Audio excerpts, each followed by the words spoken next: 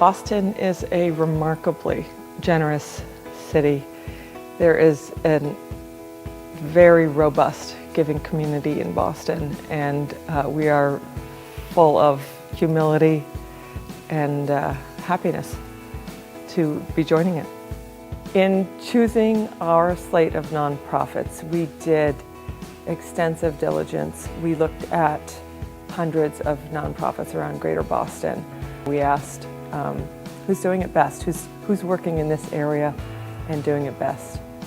I think the reason that these nonprofits in particular grabbed us has to do with the fact that we see in them some very quintessential Boston traits, foremost of which is our resiliency. Boston is a very resilient town, as we saw after the marathon bombings. It's a passionate, deeply loyal town, innovative, exciting. We're very proud of supporting them, and we're very proud to make a larger community aware of the incredibly important work that they do.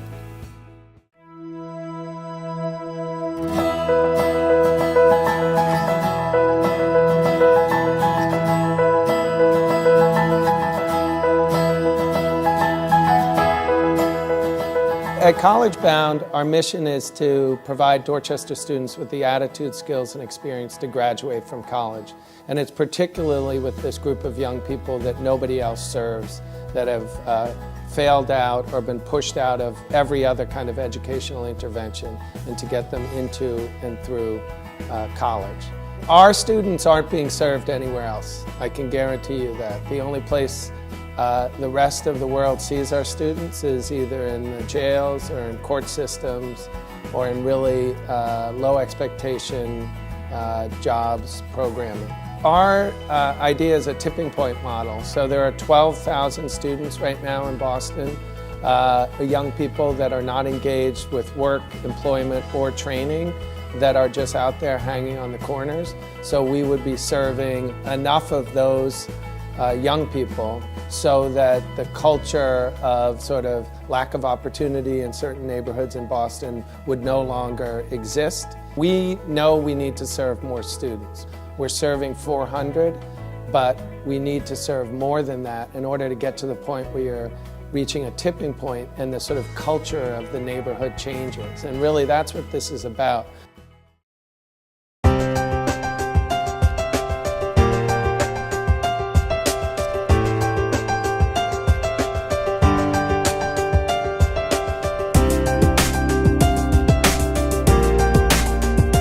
Our mission is to ignite the desire to create and the confidence to succeed in underserved youth. But RAW really is about 6 words. We say we teach these kids, I am, I create, and I connect. And we have an entire 2,000-foot gallery that's filled with youth art. And I mean from 7-year-olds to 18-year-olds. The impact that we can have through the arts and through the way that we work on young lives can be absolutely transformative to a young person, to their family, to their neighborhood, to the community. A single gender group for boys, and we have a middle school group for boys, and the girls have single gender groups. So we take what the kids are telling us and showing us they need, what the passions are of the staff, and what the resources are in our community. 95% of our kids 95% of our kids at least go off to post-secondary education. So it's college, it's technical training schools. And they make something of their lives. Their aspirations, we believe, are really more robust and more full because of the safe environment that they've had at RAW to find out and discover what their I am is.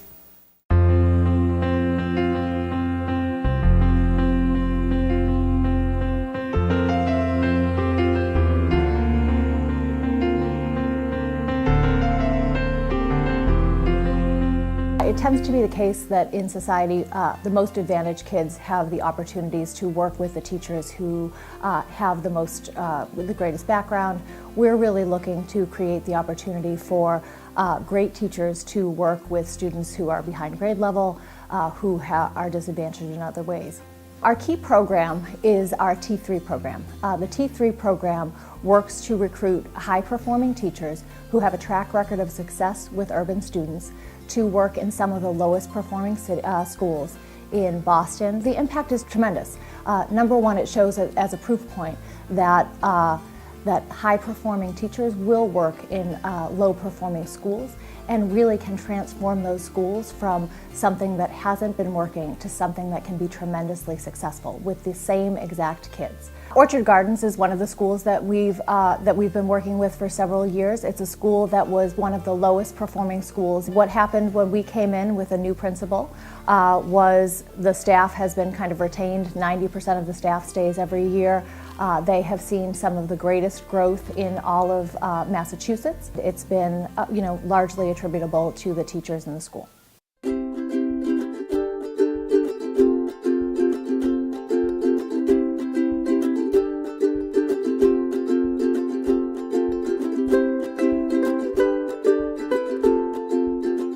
The mission of Science Club for Girls is to foster the excitement, confidence, and literacy in science, technology, engineering, and math. And we foster those qualities in girls who are in K-12 grades, and especially those who are from underrepresented groups.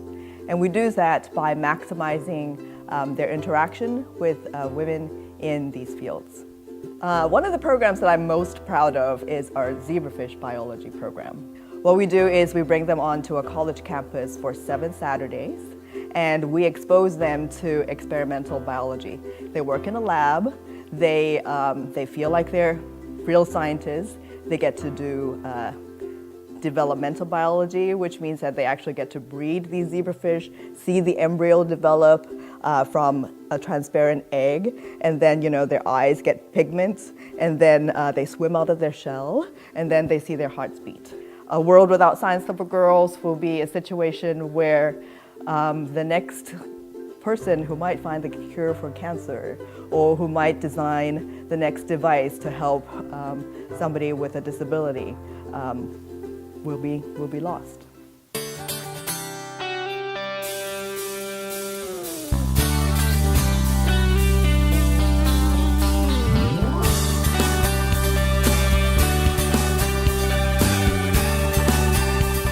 BUILD is a 4-year college success program, and we use entrepreneurship as a hook to re-engage young people who are on the track of failing and dropping out of high school. And through entrepreneurship, these young people become inspired to not only graduate high school, but to also go on to college. And what's unique about our program is that we focus on students who are not only disadvantaged, but also disengaged. But what BUILD does is we come in and we help them to realize that they actually have these amazing talents and abilities as young entrepreneurs starting their own businesses, and very soon that excitement for their business starts to translate into excitement for school and academics. So we have 31 student businesses in BUILD, and we currently have another 18 businesses currently in development. So a lot of major, wonderful, innovative ideas that our young people are creating. One of my favorite teams is a team called Cookie Boss. And as the name would suggest, they make cookies. But what's fancy about their cookies is that they actually have found a way to put corporate logos onto those cookies. We're really trying to unlock that code and really trying to disseminate best practices about how you get teenagers to be excited and really motivated.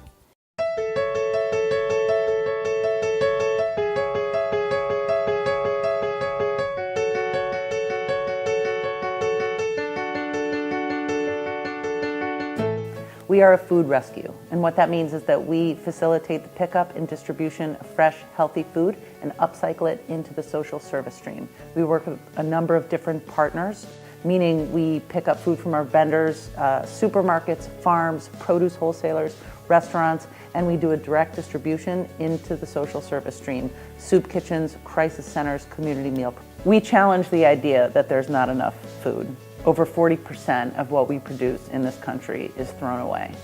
Couple that with almost 50 million Americans who don't know where their next meal is coming from, and this is one of the most preventable problems that we've got.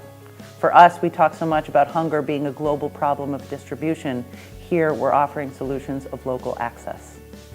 In just under 5 years, we have rescued and distributed over 1.2 million pounds of fresh, healthy food, feeding just under 500,000 people who wouldn't have had access to that food otherwise.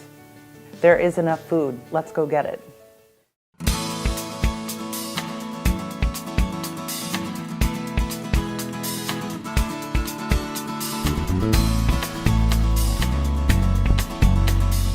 Engineering Adventures is a curriculum project that was developed by the Engineering as Elementary team at the Museum of Science in Boston as part of the National Center for Technological Literacy. So the mission of Engineering Adventures is to introduce children to engineering, and Engineering Adventures is designed for after-school and camp programs. We have the kids doing hands-on engineering challenges that are designed to be engaging and fun and get them acting as engineers. Creativity and thinking critically and being able to innovate and problem solve are some of the main skills that we see in engineers that we try and bring out in children.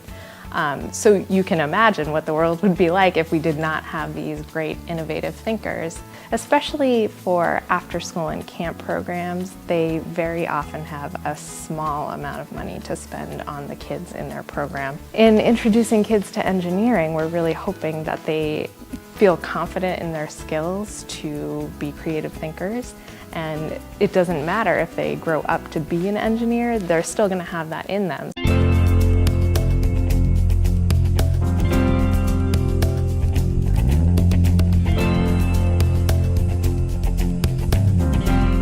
Our mission is to stop the exploitation of children in the U.S. The model of when we meet the young girls, we tell them our stories, and we continue that today as our introduction, just so that they can let their guards down. You know, they immediately know, okay, we know this person's not going to judge us. We don't close their case because they left a program. We don't close their case, even if we got the girl at 12 and she's 19, we don't close cases. We follow them.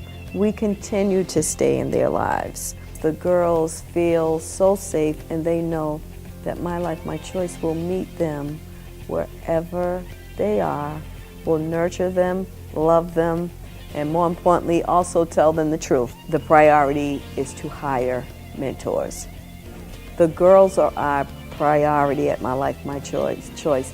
Direct care services is what we care most about, meeting this young person's needs and supporting this young woman is our #1 priority. The power of giving as part of a group is knowing that your giving inspires somebody else to give. SheGives connects committed, engaged donors with a well-vetted slate of nonprofits around the greater Boston area.